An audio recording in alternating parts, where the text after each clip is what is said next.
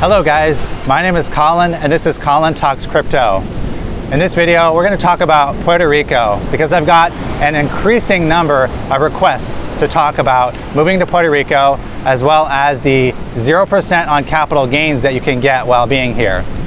As you can see, I've got a beautiful setting here. This is one of the many beaches that surround the island of Puerto Rico. I live very close by to this location. And I just want to read you a few notes here. I've actually got quite a lot of notes here so that I don't forget to tell you something. So first of all, consult a professional with anything I tell you. None of this is tax advice. None of this is moving advice. Anything I say here could be outdated or could simply be incorrect.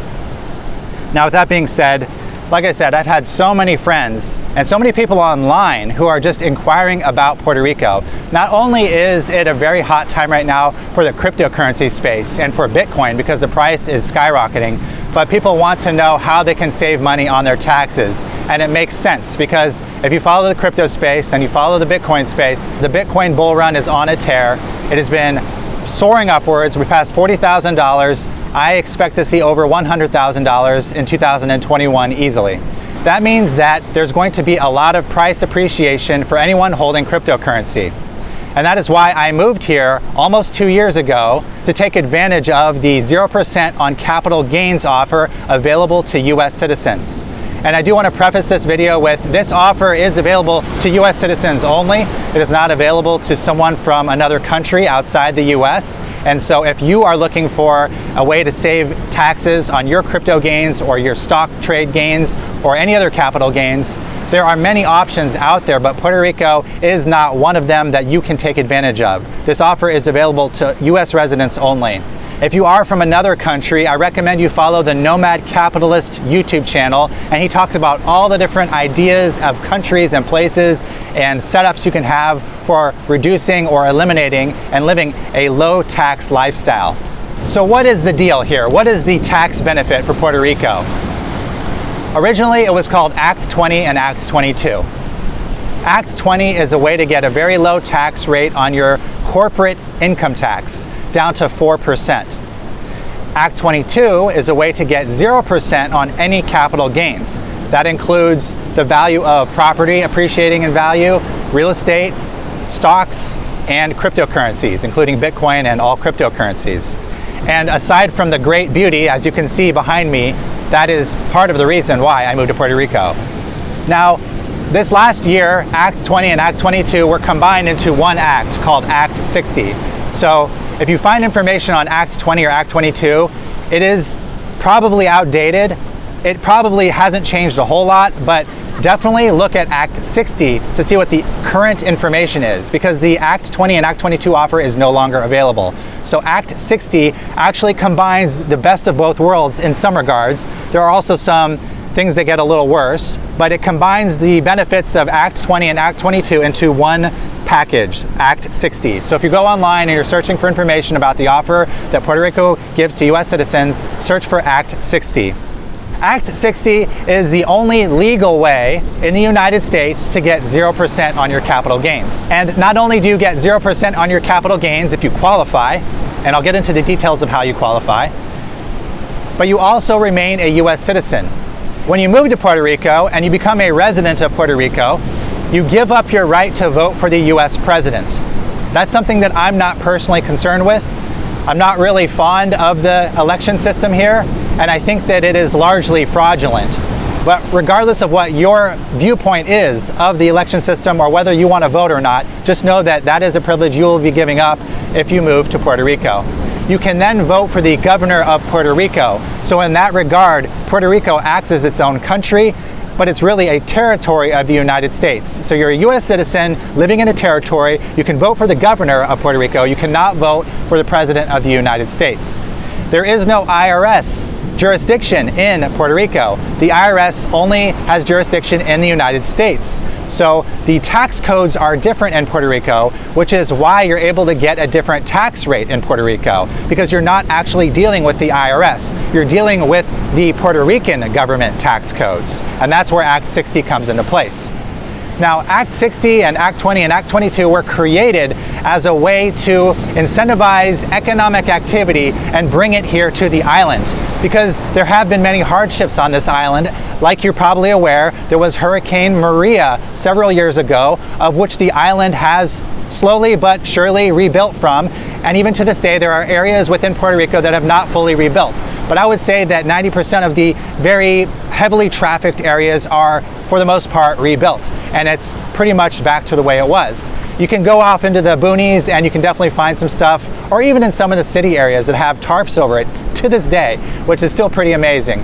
But for all intents and purposes, there's no like living in the woods. There's not like you're gonna live under a tarp. It's a very first world type of life. And some people don't understand that that's the case, because all they hear in the news is that Hurricane Maria devastated the island, which it absolutely did, and it was tremendously horrific. But time has elapsed and things have moved on. So things have gotten a lot better since that time. So as part of retaining your US citizenship, you get to keep your US passport. And that is something that many people find highly desirable about the option of moving to Puerto Rico. You can actually fly back and forth from Puerto Rico to any state, just like flying between any other state. You don't even need to use your passport to fly from Puerto Rico back to the States. But you retain your passport in case you do want to fly to another country. You are a US citizen. So if I want to fly to Texas or to Florida or to New York or to California, I don't know why I'd want to go back to California being as heavily taxed as it is. It's basically the polar opposite of Puerto Rico in this regard. I can do so, and I can fly there.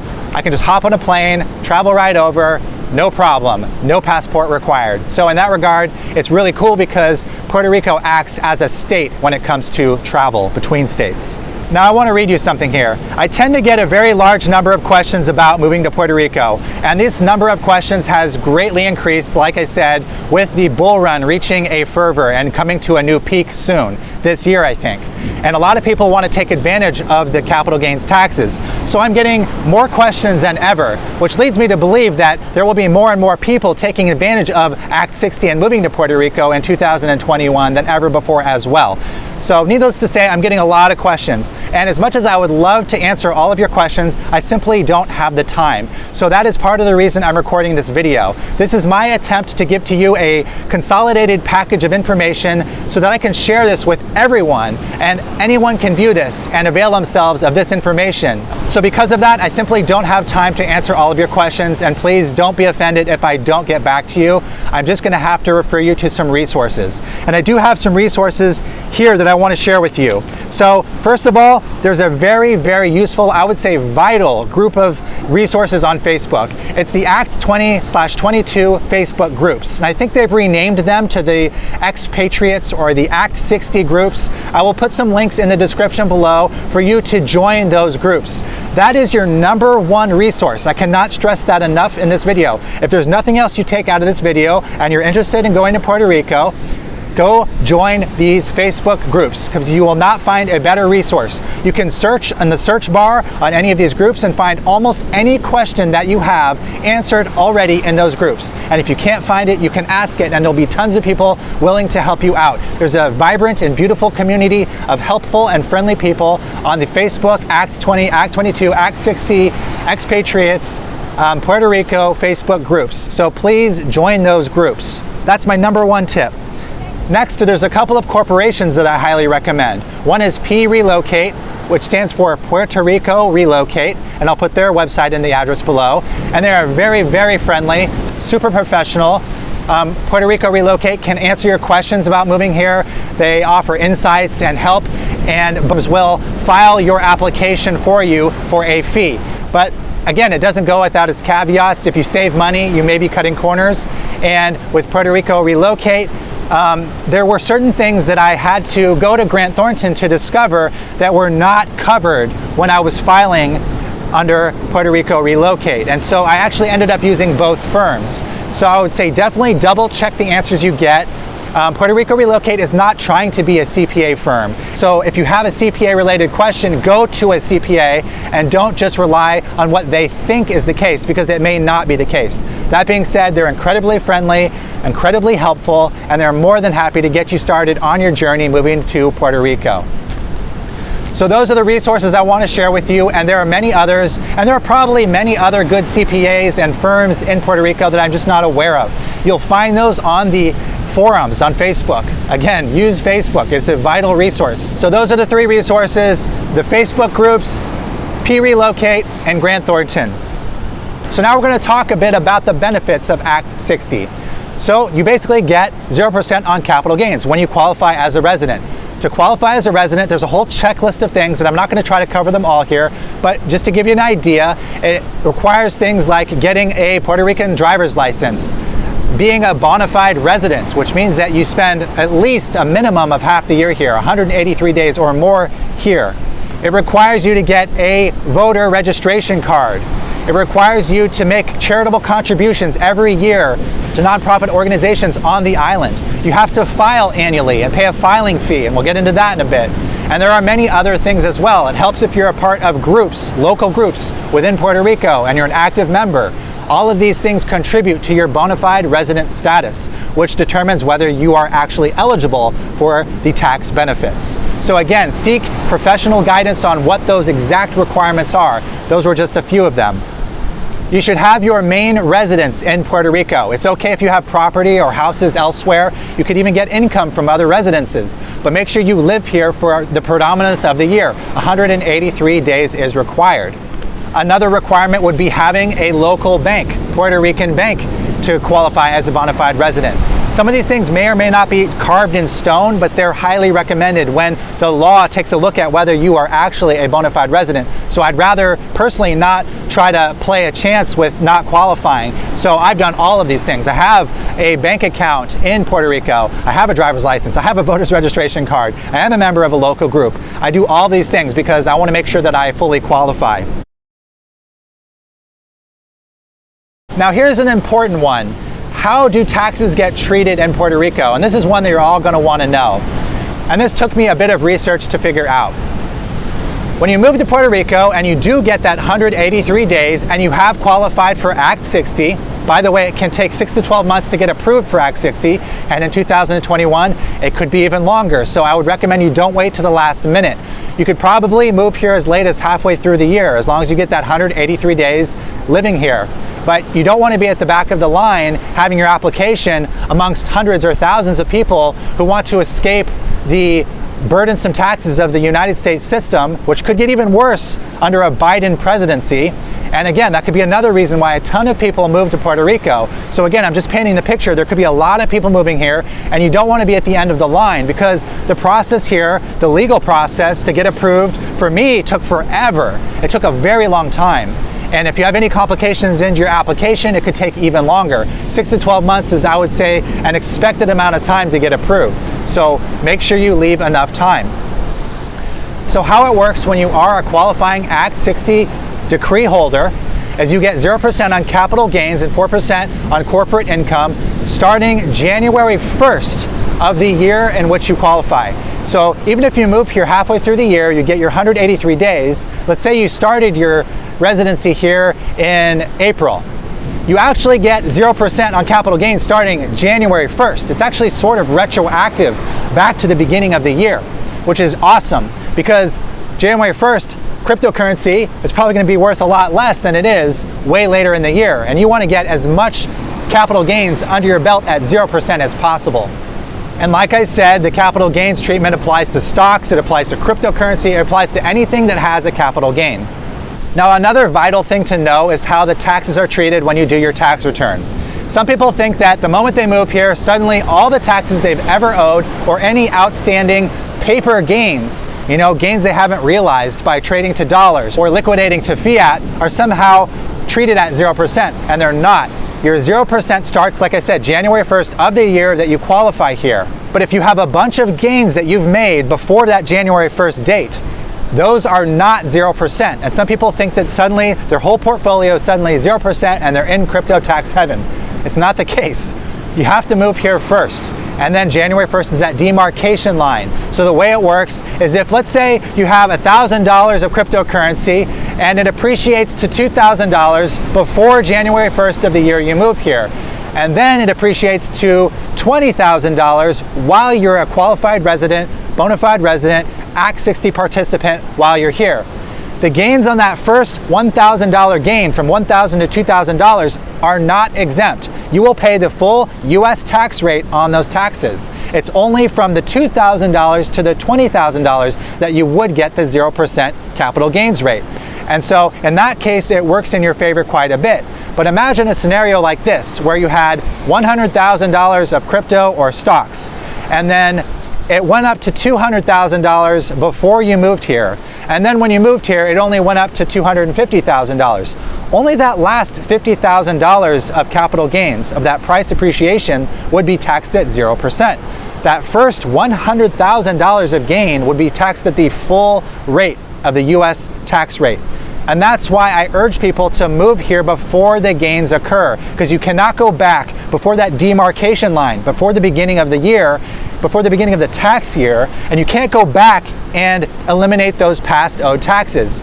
And basically how it will work is, whenever in the future, even if you live in Puerto Rico, you trigger a taxable event, that will then cause a tax event, which goes back to the point in which you moved here. And so anything prior to that point you moved here, that demarcation line, has US taxes still attached to it. It just hasn't been triggered until you make a taxable event. And that in Puerto Rico would be basically converting it to US dollars. I know it's a little complicated, and again, seek professional CPA tax advice on this if you have any questions on this. So the good thing is that even if you've accrued an enormous amount of tax gains stateside, and you still haven't moved here, and you do move here, you won't owe any taxes until you trigger a taxable event. It's not to say that you won't owe those taxes, you will. They'll be cut off at the demarcation line of the year you moved here, and from that point forward, everything is 0%, but you'll need to still trigger a taxable event. Some people have this mistaken idea like they need to sell everything before they move here, and you don't need to do that. The CPA firms here are well versed in the demarcation line, the cutoff of your US taxes and your Puerto Rico taxes, in which you get 0%. And basically what will happen is you'll file two tax returns. One will have taxes and one will not. So don't worry about thinking you have to sell your entire portfolio and putting yourself under a humongous inundation of taxes just to move here so that all your future taxes can be 0%. You don't have to do that. The tax guys can take care of that for you. So knowing this, I have intentionally not made some trades while moving here so that I don't trigger tax events for any back-owed stateside taxes. But most of my taxes have been paid at this point, so basically I'm trading 0% for free. It's a very nice feeling. It's the reason I moved here. There's nothing worse than not being able to make the trades you want because of tax burdens that you know are looming around the corner. If you know that every time you make a trade, you're subject to a 35% tax, you're probably not going to make that trade. And I am no longer cuffed by that and bound by that restriction. I am free to make any trade that I want. And that's really, really nice. And it allows me to make decisions that I would not otherwise have made, being restricted by the overburdensome tax codes in the United States. Another thing that I learned recently, which is really, really cool and really, really difficult to find on the internet, is that like-kind treatment does exist in Puerto Rico. And I'll break this down for you in a crypto sense. Like-kind treatment means that trading within the same asset class, like a crypto to another crypto, Bitcoin to Ethereum, Ethereum back to Bitcoin, etc., that's a like-kind trade. Now in the States, that triggers a tax event. In Puerto Rico, that does not trigger a tax event. And that's really cool. So even if you have back-owed taxes before that demarcation line of when you moved here, you can still trade from crypto to crypto and you're not going to trigger a taxable event.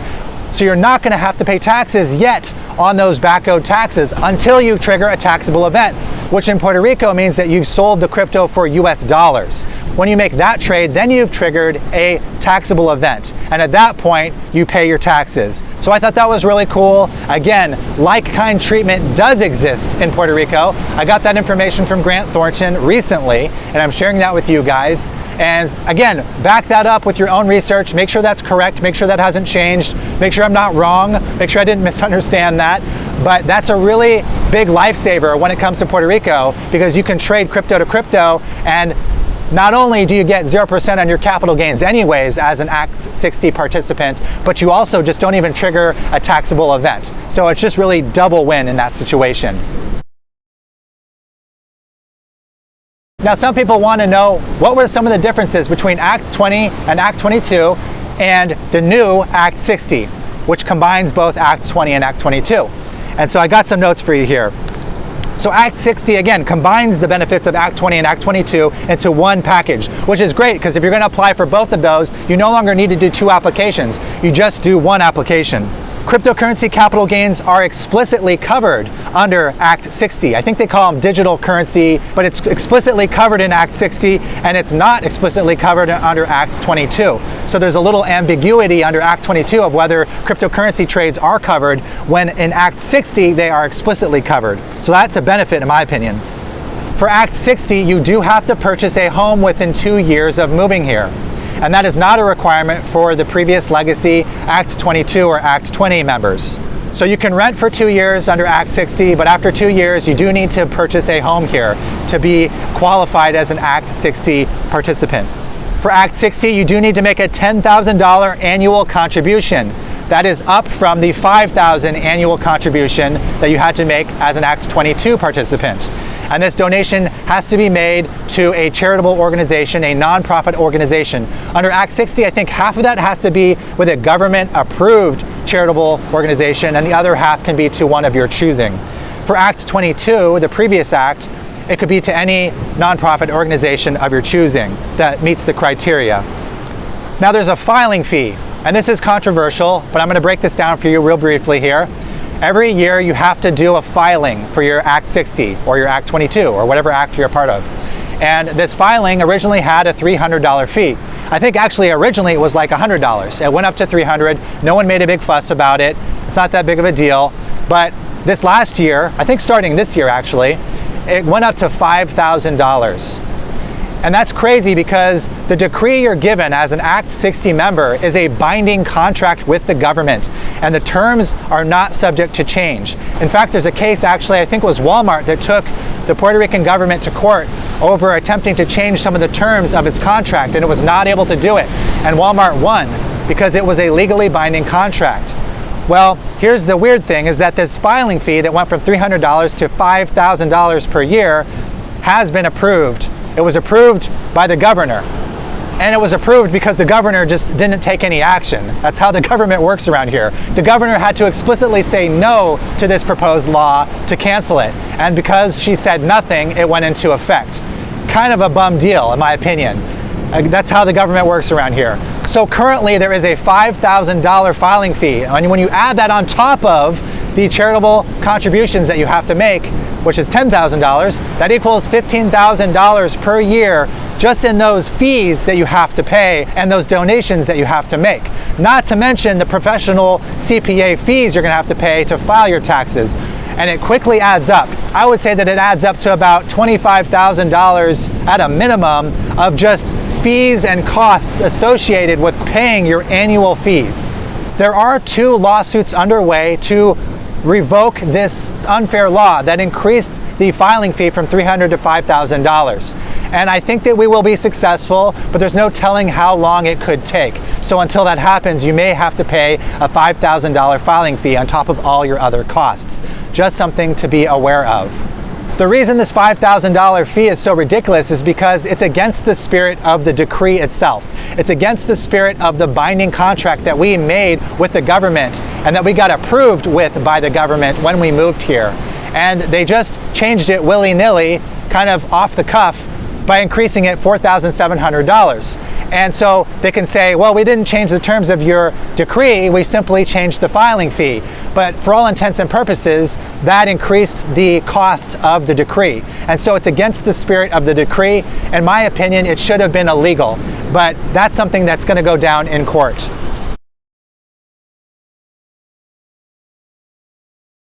Please contact any CPA. There are many listed on that Facebook group that I gave you. Contact Grant Thornton if you wish and find out what kind of business qualifies. Not all businesses qualify for the Act 20 portion of Act 60, the business portion of Act 60. Export services are what qualify.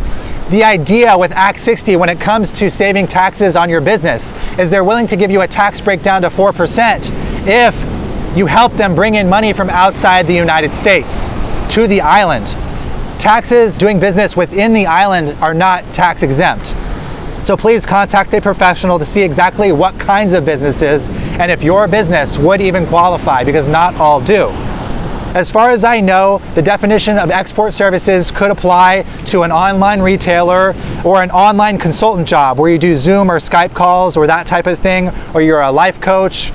Examples could be a graphic or website designer or an accountant, or doing work for people outside of Puerto Rico.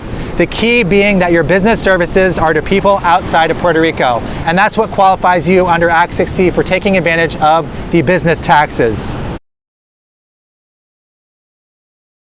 Now, there are many different areas in Puerto Rico you can live in. There's the main city, the capital city of San Juan, and there are subdivisions, there are beachfront properties, there are beach view skyrise buildings, there are surfer towns. There is really something for everyone. You can even live in the country or up in the mountains if you want, in a tropical rainforest setting if you want. There's really something for everyone here. You can live a fast-paced life, and you can live a very slow-paced life. You can live with people right next door to you. You can live with people far, far away from you. You can find anything you want here. There are very safe, gated and double gated communities. There are communities that speak predominantly English. There are communities that speak a lot of English, but also Spanish. And there are Spanish only speaking communities. There is something for everyone here. If you do speak Spanish, it's a huge asset on the island. I would say that 1/3 of people here speak Spanish only, 1/3 of people here speak English, and 1/3 of people speak Spanish and limited English. And so it really does help a lot. There's so many situations I found myself in where even if I just knew a basic Spanish vocabulary, it would have helped me tremendously. So if you know Spanish, that's just a feather in your cap. That will help you out a lot. If you're fluent in Spanish, this place is going to be like your second home. I personally don't speak any Spanish, and like I said, it's been challenging. I hope that I pick it up, but it's not easy for me. The culture here is a lot different. It's a hybrid in many cases of the States and of a Latin culture. I would say it's more heavily weighted to a Latin culture. So you get different driving rules, you get different holidays, you get things like Three Kings Day, which is celebrated heavily. You get tons of fireworks at seemingly random times. I swear their Christmas period lasts for like 2 weeks straight. Fireworks every night. You get dogs barking outside in the neighborhood and no observed noise laws. With advertising with huge speakers, you get bright LED lights on cars that are blinding. There's no laws or restrictions on what kind of lights you can have on your cars. The people here are very friendly. The neighborhood we live in is extremely friendly and gracious, and it's such a warm community, and I'm really happy to be a part of it. So you can definitely find your niche and your home and make Puerto Rico your home. But there very likely will be an adaptation period for you. I know that I've adapted tremendously. I used to get freaked out driving here because it's very wild, to say the least. There's not really a lot of rules followed. It's kind of a free-for-all, but now I feel like I've adjusted and I can go with the flow. And just as an example, there's no fast lanes and there's no slow lanes. The slow lane changes all the time, the fast lane changes all the time. You can have a guy going 90 miles an hour past you and you're behind a guy going 55 miles an hour and you think you're in the fast lane, but there is no fast lane, that kind of thing. It's really just a free-for-all. But I've gotten used to it and it's not so bad, honestly. It's really just different. It's a different culture here. Do not move here thinking that you're moving to Little America or something, because the culture here is very ingrained. They have a long and rich history and they have their own customs. So you're really joining up with that type of a new culture. And I've found it very enriching. I think that my mindset as a US citizen was very limited and I had a very myopic view of the world. I think that moving to Puerto Rico has widened and broadened my views of the world, and I look forward to traveling even more because of it. Okay guys, it's getting very dark here. I hope that you've been able to hear me this whole time, because the beach and the ocean behind me and the crashing waves is extremely loud.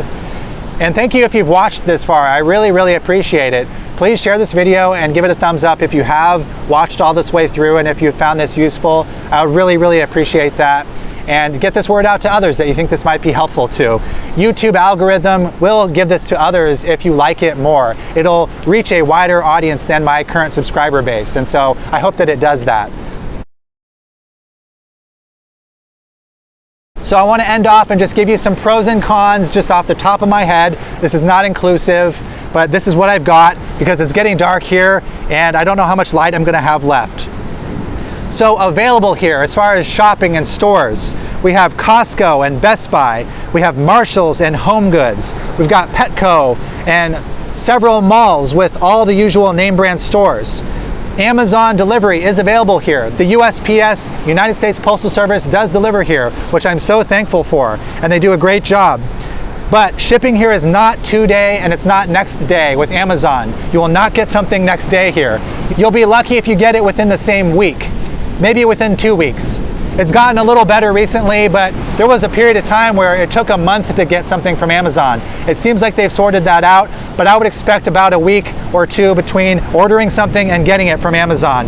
And because things aren't the same here as in the States, I have heavily relied on Amazon for getting many of the things I need for my day-to-day life. So basically, just plan ahead. You learn to plan ahead here. And they're going to be building 2 Chick-fil-A's. Some of you guys might like Chick-fil-A. They're going to be building 2 of them here. One near where I live, which I'm really happy about. Now, one key thing that's not here that I care about, maybe you guys don't care about, is there's no Whole Foods, and it seems to be a little more difficult to come by health food stores. There are some, and there's a place called Fresh Mart, and there are several meat markets that give you high quality meats, but it just seems like they're a little harder to come by, especially the further out from San Juan that you are. So just know that if you like Whole Foods or you like eating healthy or you're a health nut, I'm kind of a health nut I guess, you're not gonna find access to that as easily as you'd like. There is no Whole Foods. But like I said, you can order a lot of that stuff on Amazon. Okay guys, that's all I've got for you. I hope that you found this video useful. Thank you for being with me this whole time. I really appreciate you giving me your time of day to watch this video, and I truly hope that this helped you out. Thank you very much. I'll talk to you again soon, and please subscribe to follow me on my crypto journey. This is going to be a wild ride in 2001, the most exciting time we have seen yet in the crypto space. Have a great day.